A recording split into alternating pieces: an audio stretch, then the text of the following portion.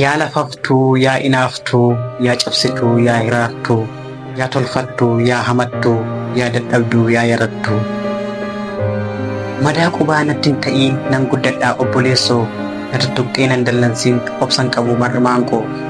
Waan hin qabne narraan kaa'iin na ammeessuuf qabdee yaa'ii si dhaga'uuf yeroon qabu dhamaatoo koo narraa taa'ii.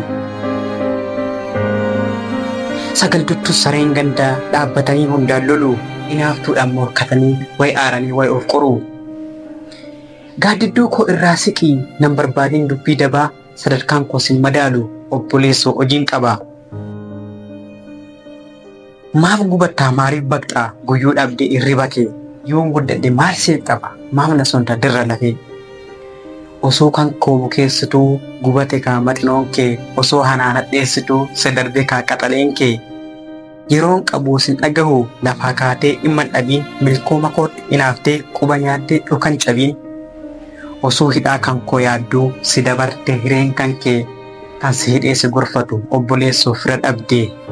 Dhaalli kiyya sittin darbu kan kee keetii kiyya kan koo bakka raftee mee dammaqi duubatti haftee obboleessoo.